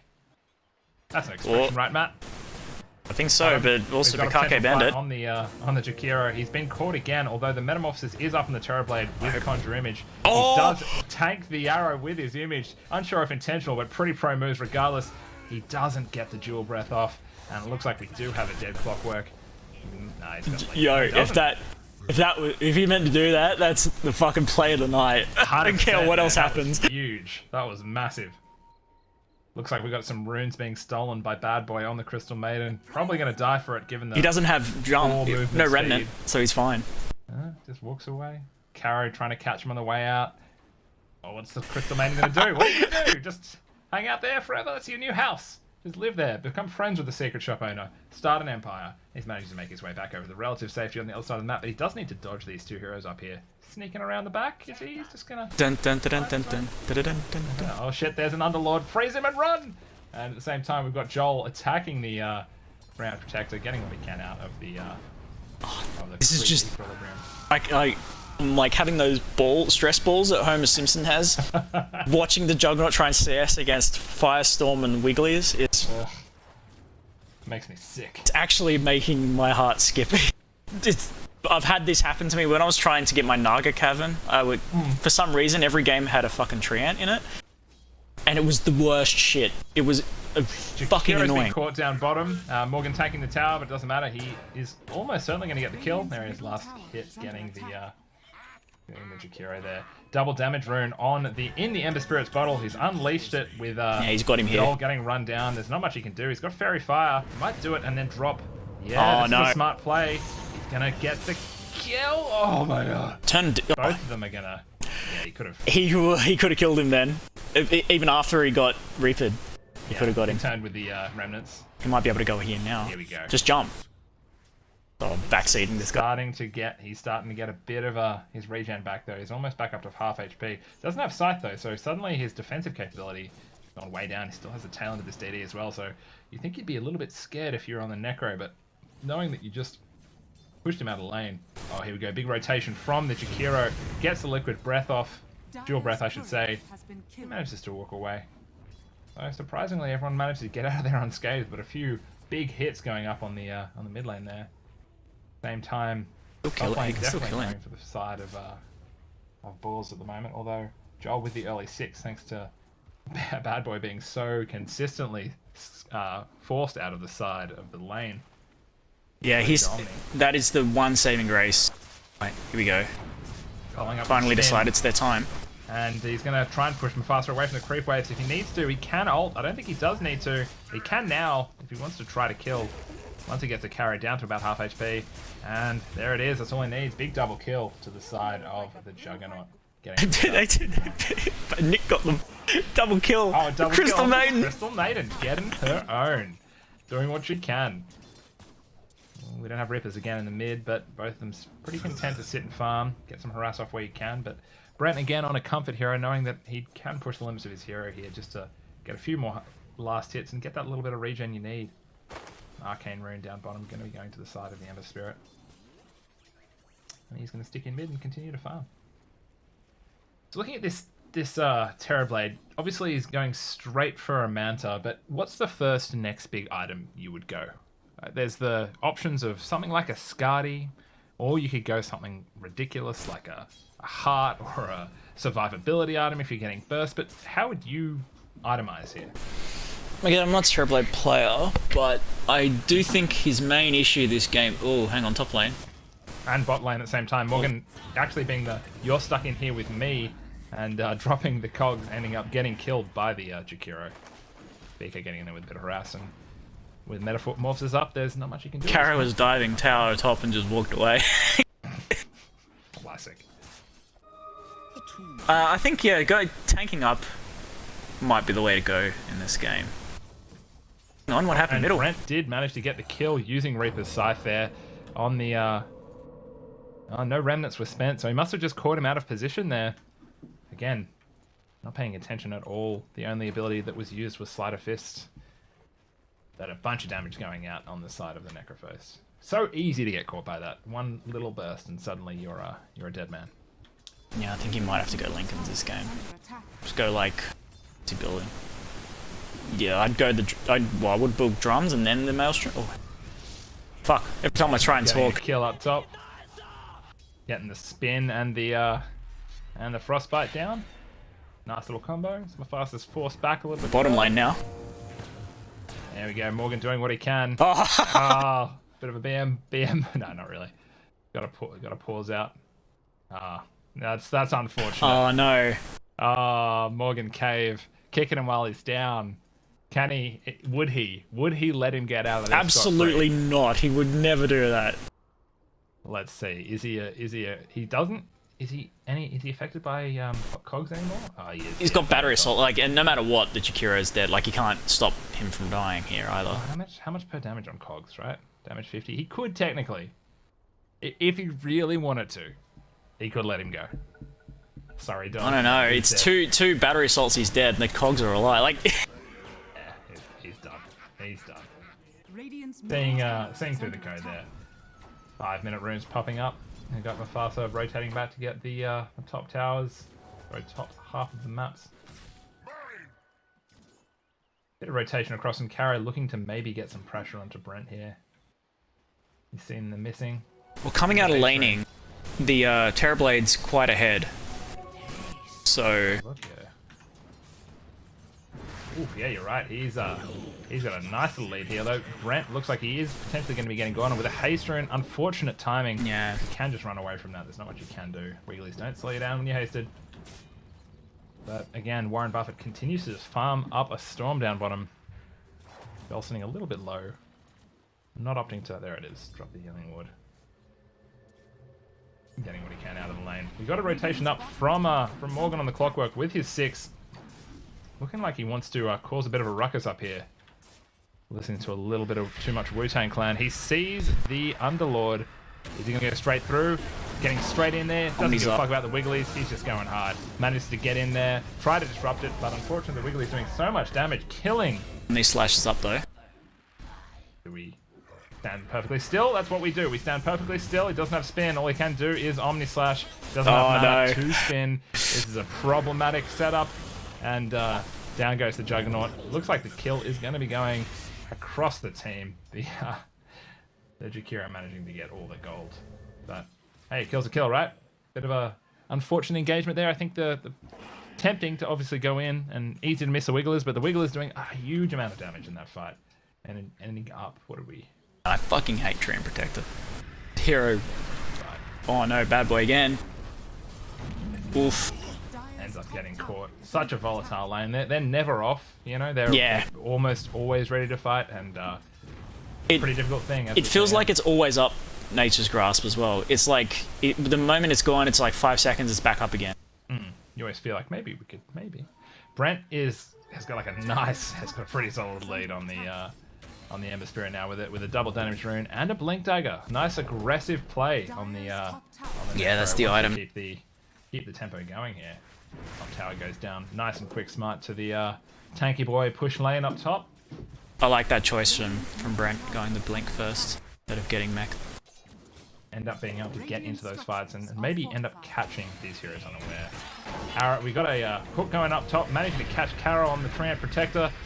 Gonna go down. The counter goes down from counter Malice goes down, but not too much effect. Runner ult being popped as a just in case measure. Oof. Brent dropped the Reaper's Sight on Ember. Didn't manage to get the kill, but he's still hungry. He's invisible. He's looking to blink. Does he want to do it? He's playing aggressively, I like to see, but doesn't end up turning into a kill. BK sitting down pretty, farming up a storm, looking to get a Maelstrom up soon. Not a Maelstrom, sorry. Yeah, it is Maelstrom. Yeah, it's Maelstrom. Yeah. Not in the Elnir. And looks like Jug working on his Battle Fury. Getting there. The net worth graph showing that Brent on the Necro pretty far ahead of mid lane. Nearly 2,000. Making a move here. Got the macro part going down, immediately killing the Necro, speaking of that net worth advantage. Getting him locked down with a few heroes, and that was the Treant Protector ulti as well, right? That was Overgrowth? Yeah. Excellent. And we have these 4 heroes here. You think, well, why don't we just fucking push? You know, I've got 55 damage on Underlord. What are they going to do? The threat of a hook is somewhat scary, but they obviously don't know the fact that there's not a lot of damage sitting there on 2 Wheel Gaming at the moment. Whoa. With, Whoa. There's a lot of remnants for that. Remnants going back there to grab that invis rune.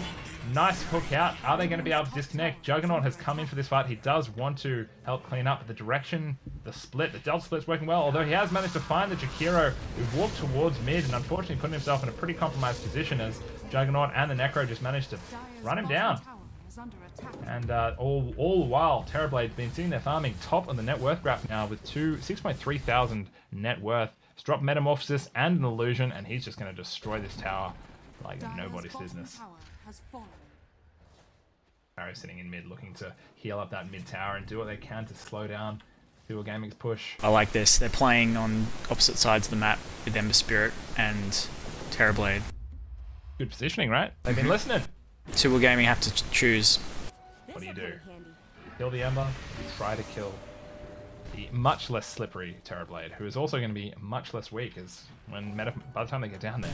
Because they know all they need to really know is where Juggernaut is. He's the one who kills Ember Spirit. Juggernaut and Necrolite. Necrolite was bottom. They could see that he ran bottom to try and kill Terrorblade.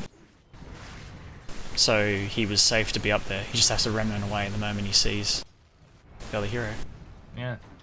It looks like they've decided to try to put a little bit of pressure on the Ember Spirit up top, but... Ooh. Missed the hook middle. The hook's down. Morg's just missed it middle. Going for the Dukira, I imagine. Yeah, it was just came up short. Still pretty scary, I think, for Radiant to fight at the moment, given that meta is down. Looks like BK managed to snipe that bottom tower. Mufasa porting down bottom, trying to do what he can to annoy the Mirana out of lane, but BK being even more annoying by just sitting there, continuing to right click. Bad Boy spotted a DD rune here. Brent with a blink, he's easily got it. Are they going to look for a fight? Unsure. We've got some pings coming out. They found the just spotted it though. Yeah, they've seen that rotation. Terrorblade running correctly straight down into the trees, trying to get very far away here. They found the Underlord. They're going to take that fight instead, dropping 2 ults for it. But he's dead. Kill's a kill. And of course, the Crystal Maiden going to let that ult play out because that's what you got to do. That's what you got to do on the hero. You got to let it play out. Terrorblade's still hanging here though. Yeah, do they really think they're going to fight? I don't think so. Terrorblade, he's gone. Bukake Bandit at the same time, dropping a nice pass. Somehow doesn't connect on Clockwork. Man, this guy's got all the luck in the world. And he gets the fuck out of there. Brent with a blink dagger in 5 seconds. Isn't going to need it with the Juggernaut coming from the side and cleaning up the Jakiro. Bit of a bloodthirsty game, 10-2. More than a kill a minute at this point. Wigglies go down mid, but I don't think it's going to do much to stop them. Fort trying to slow them down, but it's not going to be able to do that much. Oh no, they're going to back up, are they? Here we go. Look at how slow these towers die. There's no Juggernaut hitting them. Living armor is a real problem for them, isn't it? What can you do? Got a port coming. No, they had 2 heroes there. They didn't get this tower. Yeah, Jakiro comes back, drops macro power. No, this tower is not yours. And here comes the Underlord as well, doing exactly what they need to slow down this push. Another port coming across from that Ember Spirit, looking like they might want to be taking a fight, I presume. Do we have a smoke? Yeah, I think they're going. We just pulled Juggernaut top. We can get this tower. Yeah, we've got the Greaves up as well. Pretty big item on the sustain of this particular team. YOLO arrow missed. Straight into it. We don't have any ults. We know hooks up. It goes down. Managed to find the Ember Spirit. Unfortunately, bad target. Presumably, he will just be able to get the fuck out of there. Where's his remnant though? Fight him. Where is his remnant though? That is a good question. Morgan ends up going down. Overgrowth gets spent, catching the Necro and the Mirana, but Juggernaut's here, drops the Omni Slash. I was about to say, please don't take him with you. Yeah. Actually, if you were going to the well, does it disjoint it? I'd hope not. Can you bring him to the well with it? It looks like the fight's going to be largely disconnected with a haste rune on the Ember Spirit. Running out of there. Oh, perfectly timed arrow, followed up by the Reaper's Scythe. Oof, that's unfortunate. That's really unfortunate. But at the same time, again, Terrorblade largely having a free game at the moment, not being disrupted, doing what he wants, sitting on 0 deaths and 3 kills. He is going Skadi next. He is going Skadi next. That seems to be the standard build, right? Yeah, I think in this game you want to be able to outlast the Omni Slash. Because you want to be in a situation where Juggernaut, if Juggernaut comes to your lane, you don't have to walk away, you know? Exactly, yeah. You can stand there and trade with him, no worries. Give you a little bit more of a helpful. Here we go. The Miranda ult has found the Terrorblade, but doesn't really have the mana to do anything. Doesn't have an arrow. We've got a hook, but you can't really fight him while Metamorphosis is up, so you don't want to be trapped in there with him. At the moment, looks like 2 Gaming pretty content to play down the bottom half of the map, with BOARS sitting around mid, perhaps waiting on an item timing or maybe just the Ember Spirit to come back up before they want to try to make any plays. 20-minute runes coming up very shortly, of course. Joel has really caught up though. He's farmed very quickly. Yeah, well, I mean, that Battle Fury, right? Get it up and suddenly your farm speed starts... Oh, he's probably only got it quite recently though, huh? I think he's had it for a little bit, but... One of those items suddenly just skyrocket from a net worth perspective. There's a rune. There's a smoke going on from BOARS. Oh, they found Juggernaut. He's immediately turned around, goes for a spin TP. He gets nice. the interrupt. As stated, you're not going anywhere. He's going to die for it. Are they going to be able to follow up? They managed to root him down. The heroes are Dogma hasn't gone Gaming. This is a fairly rough fight. Do you go uphill or do you not? You've already committed a hero. And the hook comes in. They've caught him with the arrow. They've caught him with the hook. And that is a dead Jakiro. Or is it? The ult goes out. And they're going to try to get out. Although Mufasa not going to take anyone with him. Just going by himself. Solo trip. Bit of a solo holiday. Nothing wrong with a solo holiday. I think Ember's playing a little sheepish here. There's a few times where he should have jumped in and they would have gotten a kill. And he could have gotten out too. Maybe less than... Ooh. Okay, no, I misread that. DD rune on the Juggernaut running straight at the Omni.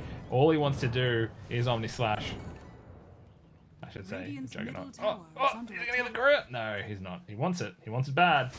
But instead he's just gonna hit the tower with his DD rune. Doing quite a bit of damage. Forcing the fort. But again, Warren Buffett's still sitting free here. He's gonna get his Skadi up by the time there is any contest on him, I think. And so this is not such a bad thing. With the spin going down on top, Mufasa with no port this time. And there goes the Reaper's Scythe to push him out of the game for yet a longer period of time. They just moonlit they're showing. Not much is going to happen here. Ember Spirit rotating around, looking like he might want to try to push up to that high ground with Joel again still sitting comfortably with that Omni Slash, wanting to spend it soon if he can. Tail end of Moonlight Shadow goes out. He runs directly at them. Yeah, just going to be happy to CS. You know, you guys want to attack me? That's fine. I'll just spin and TP away. Meanwhile, Carrie's sitting around looking like, you know, maybe I want to interrupt that. Maybe I want to throw my ult, but we'll see how it goes. First ultimate orb out on the Terrorblade. Looks like he might be running into a Necro here, who blinks straight on him with the Radiance, is running directly at him. He does not have Reaper's Scythe, so this is going to be pretty rough. Huge arrow managing to connect there. Oh! There goes the Sunder. The last thing you want here, with Brent trying his best to close him out, manages to get one more Ghost Shroud's done. Off. Ghost Shroud's off. He did have his Essence Ring, did not pop it. They do manage to get the kill. Took 2 heroes, but they managed to clean him up with a little cheeky arrow, just reminding him that there is a Mirana in this game. You don't want to fuck with him too hard. And that's definitely, well, finally it slowed down the farm on the Terrorblade, but I feel like it might be, you're still feeling pretty good. It's 23 minutes in, that's your first death. I'm feeling pretty good if I'm a Terrorblade. I don't know about you. Yeah, and he does more with money than a Juggernaut does. And you look at the items, yeah, okay, we're about even here. Yeah, true. Yeah, absolutely. A little bit of a net worth difference, but only about 1,000. That BKB is about 1,500 gold away on the side of the Ember. Is that how you'd itemize here? Nah. I would have bought Yules. Yeah, fair enough. Gets you out of most. You're still going to get locked down by the Reaper's Scythe. That's the big issue I see for you as Ember Spirit, right? Yeah, but it allows you to ignore the Frostbite, so you can go on the Crystal Maiden. And like the Reaper's Scythe you can play around because you can use the Yules. If you feel like you're getting low, you can Yules yourself and that gives you a chance to Remnant out. You can slide a fist, dodge things with it. Yeah, true. It is a a more functional item. Yeah, but I feel like if you're not as confident on the hero, you feel like you're having a crap game. You just want the... BKB feels safer, I think. Yeah, precisely. Get away with a little bit more. Like and given that he's played a little bit passively when he could have gone in, I feel like he might be a bit like shocked by the game. So he's playing a bit more defensively. Yeah, totally. I mean, you have a bad lane, it can be a very hard thing to recover from. The Wigglers go out on Brent. They've got a few heroes going in. Morgan thinking, do I want to connect? He drops a Reaper's Scythe, does almost no damage. And yeah. There he goes. Pretty dangerous position to be standing. The rest of 2 Gaming backing up. Mirana continuing to push down bottom. Largely playing, you know, a pretty comfortable off-lane game here. And she's quietly getting big. Yeah, level 16. Already has the Maelstrom and is working on the Monkey King bar. Presumably for the Terrorblade in the event that there is some evasion being built, just generally speaking. It's the high damage item, so if you leap, it does a lot of damage. And BK getting out, dropping the Mirana ult. Oh, he's in a bit of trouble here. Has been seen. Are they going to drop the... Well, the Wigglies go out, but pretty hard hero to chase, as you know very well. Plenty of escapes. And meanwhile, Joel sitting up top on the Juggernaut. Looking like he's pretty comfortably heading towards his own... Oh wait, no, that's the Murano's getting a BKB. I'm going to say, BKB on Juggernaut, pretty obtuse item choice. He runs directly at the... Oh, he's just going to get straight out of there. Kind of tempting to drop the Omni Slash, isn't it? But of course it does just get disjointed immediately if you are not quite fast enough. Mufasa setting a bounty on BK. He's done with his shit. Time to get rid of him. 5 minutes. Kill that motherfucker. Shouldn't be swearing so much for our PG listeners here. I put not appropriate for kids on the stream actually. Good, yeah. Let's talk about investing.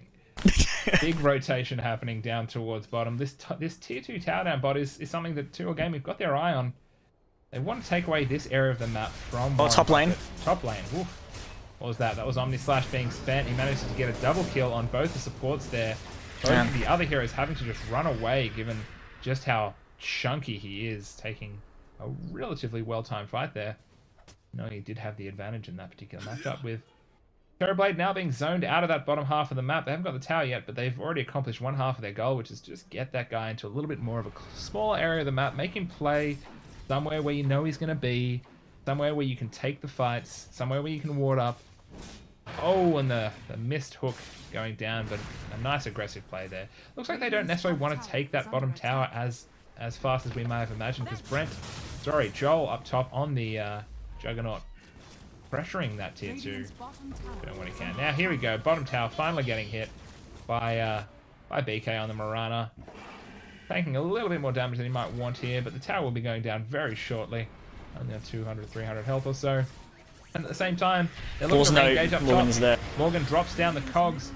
He's standing in a world of hurt though. I don't know if he wants to stand here and keep fighting. He's got his blade mail up, but it's not enough. And that attack speed that comes out losing a tower for it though. Terrorblade, yeah. And indeed, yeah, they do manage to get that bot tower. And that's the bottom half of the map that is very comfortably in 2 Gaming's hands now. Here we go. There's a Yule setting up on the ice path. He manages to get the spin off. He's looking to just run. I think he should be fine to get out, unless, well, we see Caro walking straight through the trees. Is he going to drop Overgrowth? He's found him. He's going to not do it. He doesn't have spin, and they know he doesn't have spin. Maybe they don't need to spin. He's holding it for when he spins. There's the spin. Oh.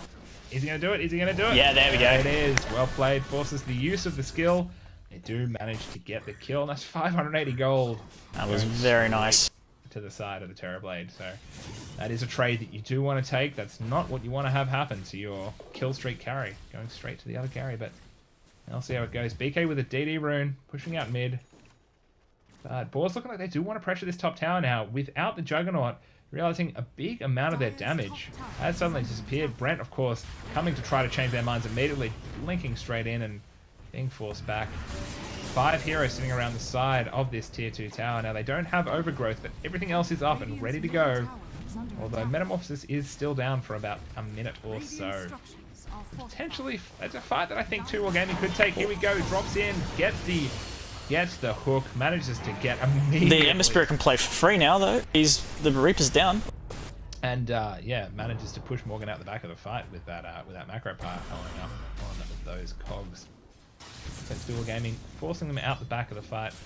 Metamorphs is still up for 45 seconds or so. Falling back to mid as Oh no. a kill being chased down. And they've got him here. Dead. Yeah. Marana. The bounty has been Yes, he got it! No worries. Happy days. Does it count in lobbies? I don't think. Yeah, Sure, no, you just sit there in a lobby all day farming battle points if you could do that. Oh man, I can think of better uses for my time, but we've got a small little, a pretty massive gold shift actually, about 1,000 gold difference overall between those two kills, and the XP change actually manages to go 2,000 in the favor of BOARS there, and it's nothing in the favor of Dual Gaming, which is interesting. So I did get a few kills there. I wonder why that may be. Because the kills they got were big heroes. Yeah, fair enough. I think. Interesting anyway. 30-minute runes coming out. Looks like blink on the CM. Moving forward, make sure he grabs that one up on the high ground. Not going to be able to get the one in the river. Though he's keen. Haste on Juggernaut. Oh, now this is a scary sight. Running directly at that Terrorblade. He's seen him. He wants to Pringle. Immediately drops it. Following, bouncing around all the illusions. There you go. He metas and wins here. Necessarily survive all of it. Meta is not. Oh! Could spend it. Is he going to get the? Oh, he doesn't get the Sunder. Half the cast animation. Interesting. He did not try to cast on the Juggernaut there, or was he? Maybe it was just the illusions that were the problem. Too hard to work out which target it was. The hook goes forward, manages to catch the Underlord, following up with the damage of that Juggernaut, and he is going to get burst down again. So a nice little move from Two Gaming there, managing to again punish that Terrorblade for being slightly or ever so slightly out of position in the bottom half of the map. This is the follow-on from taking that bot tower, right? You do own this side of the map as Two Gaming, and it is very difficult to farm there. Whoa, Brent cleaning up. Yeah, they're gonna get him though. No, there's actually no mana on the Ember. Rough. And up goes the flare.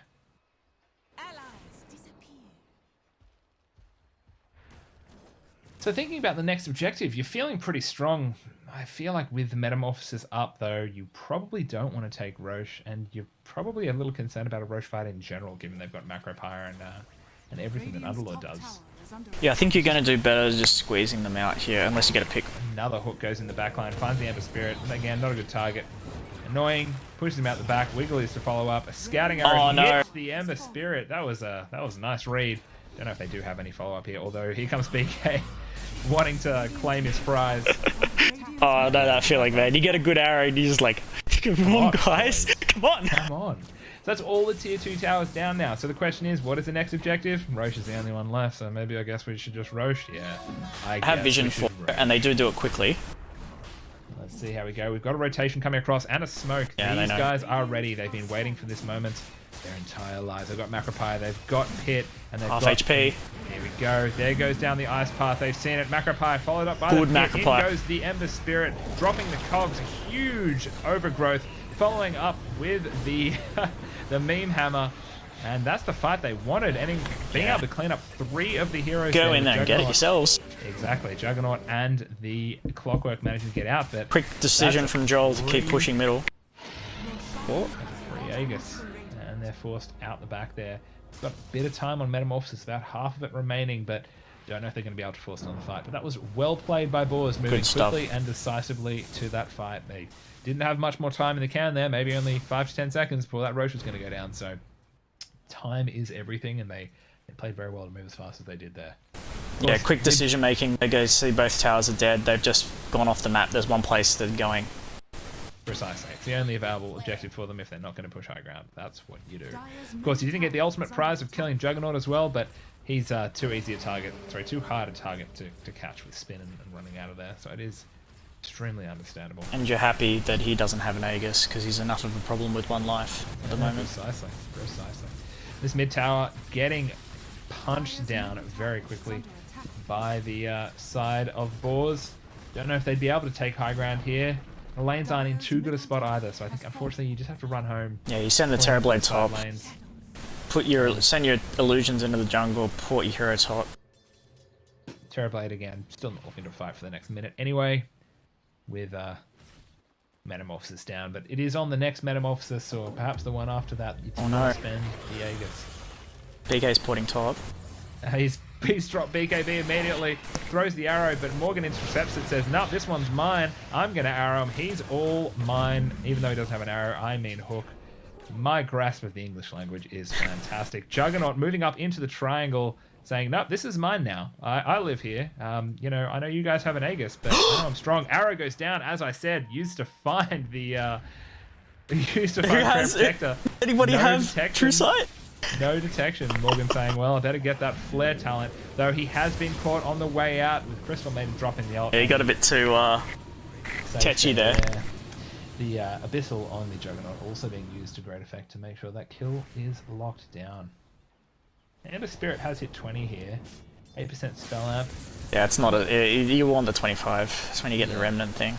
The Remnant... Oh, okay. Do you usually go that over the charges, I suppose? Yeah, So. yeah, that's the build. Like, you go the Ags, and you get the extra... You get the recharge time, and you just zip in everywhere. That's the whole, like, Ags thing. Yeah, right. You just end up moving so fast, and you have so many... You end up with, how many charges on your remnants? You have 5 charges with, and then they recharge really quickly, so you just Eddie Gordo everywhere. Yeah. Well, so the timer on this this Aegis is getting a little bit lower, but they maybe don't feel as confident to be out in the map. They have to take a decisive fight, and again, I think that the play might be an aggressive smoke using this Aegis, not necessarily to swing the fight in your favor, but more just to make sure you can catch them out of position. Or there you go, there's the smoke as promised. And they're moving out. Do we have a path being drawn? They're going to go straight down mid. What are we doing here? Looking like they're roping up through the triangle. They see the Mirana. Is it enough? Well, all of their vision is around this top here. They're going to run straight into Mirana, which is an unfortunate target. They drop it down. Are they going to steal that Hatred away from him? He's dropped the BKB and turned, arrowed, and leapt out of there. And that's unfortunate. We've got a potential counter initiation here as the Moonlight Shadow goes down. Looking ideally again to find that Terrorblade. There goes the flare to scout out a few of those heroes. Morgan thinking he drops it on the Jakiro, gets the hook. A good use of the Yules to get him out of the action there. The Brute goes down, but the front of the fight, they have a huge overgrowth, and in goes the Ember Spirit, getting a huge amount of damage, though they don't have anything to disrupt the Crystal Maiden. The Juggernaut at the back has dropped Omni-Slash on the Terrorblade, but he did not manage to get the kill on the Terrorblade himself, and now he does have to kind of just run away from the damage on that hero. The smoke being dropped is a way for them to get out, so 3-0 going to the side of 2 World Gaming. A bit of a chaotic fight, but one that ended up going in their favor. Unfortunate that the Macropier wasn't where the overgrowth happened, because a huge amount of damage. Yeah, we got an L. Well, straight up the Abyssal Blade going out and following it up with the Reaper's Scythe. And that's a dead Ember Spirit for 120 seconds. Ouch. Got to keep your remnants out when you're doing stuff like that. Got a buyback on the Underlord. Radiant's middle tower is under attack. They're holding a high ground suddenly pretty tough. We still have that Aegis, and he hasn't been able to spend it. He doesn't have meta for another minute, so it's an unfortunate position. What do? You run at the heroes with your Aegis. You maybe have one more meta before the Aegis turns, but it'll be pretty close. So the question is, how do you spend this? Do you just wait for it to expire? Never feels good, right? Oh, it's done. There it goes. No choice in the matter, I suppose. He's gone for a Lincoln's. Interesting. Lincoln's on the TB. Yeah. That largely to prevent himself from being Reaper's Sight. I right? think so, yeah. Or Omni-Slash too, he's scared of that. Does do plenty of damage with Jug being 25. He's a pretty chunky boy. Got his Abyssal, has everything he wants to fight. Spins, hits the tower, arrow goes down on the Jakiro. Not a huge amount of follow-up here with Clockwork pushing in that top lane and wanting to maybe secure a few lanes at once here if they can. Still 30 seconds until that Ember Spirit comes back up. You do want to try to make something happen. It's a very hard high ground to get into. A lot of shit being thrown at you. You've got to try and fight into Pit, you've got to try and fight into Overgrowth, you've got to try and fight into Nature's Grasp. Macropire. Like, Macropire. everything is an area of control spell. You're not 100% sure that the Aegis is down yet. I'm not sure if they've had a chance to look at the... They can. I think that they've had illusions run at them without the the Aegis on them. Okay. We'll see how it goes. I mean, it's a fairly game-deciding fight, this next one, and it looks like 2 Gaming are taking it to them, not letting them sit content. They're positioning themselves in such a way where they're just going to hang outside their base. You guys come out, we'll fight you. Stay in your base, we'll probably also fight you. It'll just take us a little bit longer to get there. But as you say, the high ground is challenging, so next set of items coming up. What are we at for the neutrals? Tier 4 is just coming out. Oh man, I thought Illusionist Cape was on Radiant for a second there. I'm like, oh dear, man. Talk about the perfect item, yeah. But if you are Radiant, how do you think about winning this game? What's the goal? Is it just hope you have a high ground fight that works for you? Yeah, at this point, I think it kind of is. I don't know how you get... Ooh, actually, smoke. We might see an aggressive play, a bit of a YOLO. We haven't got much to lose here. We need to catch someone. Positioning is a bit split. We don't know which side we're going. It looks like it might be... Oh, this is a good pick if you can get it. They're split up. Follow it with the ice path, follow it with a bit of lockdown. He's silenced and he's dead. The rest of 2 Gaming not going to come and try and save their friend. And that's, you know, one of those things that might keep you in the game a little bit longer. Like, this game is going to get better for Radiant longer it goes. Exactly. Every single one of these picks, you know, you don't need to necessarily follow it up with winning a big team fight. You just need to keep them out of the base. Although there's the Moonlight Shadow. He's straight up onto the back line, killing the Treant Protector. Doesn't want him to let him get that ult out, but he does manage. He gets used up. Morgan drops the hook, goes straight into the fight, and the Ember Spirit disappeared at the same time as the Juggernaut ulti does manage to clean up that Terrorblade, who immediately buys back. Yeah, but he used meta. Throwing out a huge amount of damage with this Mjolnir, leaping forward, killing that poor Jakiro. Buy back again on the Jakiro with a spin coming out from Juggernaut, pulling himself back away from that mid-tier tower. With a 4-on-5 fight with a few buybacks being spent, no Omnislash available. The high ground push might be a little bit risky here, but we'll see how it goes. We still do have the meta... Oh, we don't. No, he used it and died. Oh, that's actually really rough. You do maybe then have a window here as to a Gaming. Looks like John wants to just run directly at them. But he's not going to find it. The hook goes down, manages to find the Jakiro. This poor Jakiro. I know, Morgan's just really doing anything to make this guy's day living hell, although the Crystal Maiden popping BKB, getting run down by the Terrorblade, and the same may be true of Morgan in a brief moment, although he manages to just walk over the cliff because he's got spider legs, disjointing the fight entirely with his cogs. And, you know, what can you do? What can you do? It's probably worth... Oh, that arrow. It's probably worth maybe even trying to go for this Juggernaut again, because he was a bit scared to go in there. Because his Omni Slash is down. That's it. Without Omni, he can't stand up against that Terrorblade with Meta. Now, of course, Meta has a longer cooldown than Omni, right? What is it? Yeah, it's 120 seconds or something. Versus 140. So yeah, Meta is up 15 seconds later than Omni Slash. So there are these kind of windows where you can force them into a fight if you do run directly at them, but the chances of you timing that are probably pretty low. The question is, maybe, you know, BOARS, you're feeling a little bit more comfortable to get out on the map as Dual Gaming have retreated. Maybe more than they should have here. I still feel like the power spike is on their side. It's largely just the lane up top that's pulled BK back there, and Morgan Cave, not really sure what he's up to. And oh, he is getting the lane, I suppose. Dropping the taunt where he can. He's fucking talking in the chat. He's taunt bound to his push to talk button. I know. We aren't terrible people, we swear. The Juggernaut, of course, continuing to help push this mid lane in. Now, Roche is up. It's just respawned, and they've just... Oh, that's so unlucky. And immediately the arrow goes down, managing to collect it. Oak though. So, it's probably a fight at the Roche pit. The question is, do BOARS react? And if so, again, I still like their chances with a nice little tight team fight there. It's definitely for them. The scan goes out. Yeah, Tubular Gaming should be scared. They're gonna catch it. Oh, I'm not sure. I don't think they caught it with that scan. That was so unlucky. Oh, no. Do we have any movement? Oh, they're sitting in there camping it, and they're trying to bait him into it. Smoke is... Yeah, they're baiting the Roche and making them run at them. Oh, this is a smart play. Immediately there goes the Juggernaut. Omni Slash! Omni Slash goes down on all the creeps. I think, although it doesn't matter. That was the egg. A bunch of damage. Is he going to get the start off? No, that is a dead, unfortunately, out of the game Terrorblade. And wow, a nice little play there by Tubular Gaming. Definitely outside of their usual skill to pull a Yeah, can't they move do like this that shit off. in fucking Actual games? our games I'm and stuff, playing. man? Fuck me, man.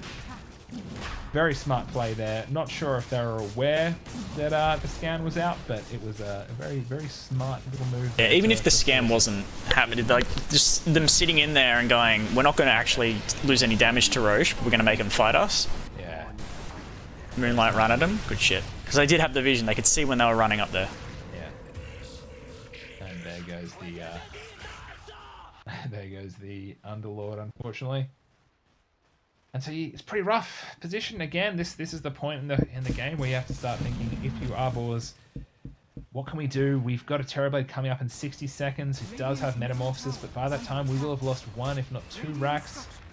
Don't have buyback on your Underlord, and your Ember Spirit's coming up in 20, so it's a 3-man defense of the second set of racks potentially, or maybe. I think you give him this one. You give him this one. Depends on what their next move is. Are they going to go for it? Well, Jakiro again. Straight in on that Jakiro. Just being rude at this point, not letting him have a game, but they're going straight for the win. No buyback on the Metamorphosis carrying hero himself. And he's just forced to sit there and watch as their tier 4s go down. Mac Dogma doing what he can to pull the heroes to the side, but the amount of damage coming out of Two Wheel Gaming is unfortunately it, and that'll be game. That's GG. For Two Wheel Gaming. A well-played game on both sides. Nice little play to end it. But there was they had to work for that one. That was pretty. That draft felt like it was gonna start snowballing soon. And they did manage to pull it out of their control zone a little bit. So well played. Who would you throw down the man of the match to? Oh, you mean across the two? Across the two. Up to you. Well, I mean, Morgan played very well in that game. He was causing a lot of fucking problems. Yeah, I agree. And he also played pretty well in the first one, so I'd be comfortable throwing it his way, because he disrupted those team fights. He did a lot of damage. He was totally integral to their ability to win that first fight. And I mean, if nothing else, he made that Jakiro's life a living hell. Poor Jakiro. Poor Jakiro. There's not much you can do. Such slow movement speed, such telegraph spells. You're gonna get caught by the clockwork, and just life is a living hell. But as you can see by the Long animations too, so you get caught battery assaulted. And then you're just fucked, yeah. But yeah, good game to all, and well played. Always a pleasure to cast, and always a pleasure to watch the game. So yeah, those are good games. Thanks for watching. Thank you for casting with me, Matt, and being my analyst in the box. I'll keep the Iron Chef theme from last week and go, always a pleasure. Hell yeah. Hopefully until next week, if the guys are keen again, we should hopefully see you again. But until then, my friends, have a good week.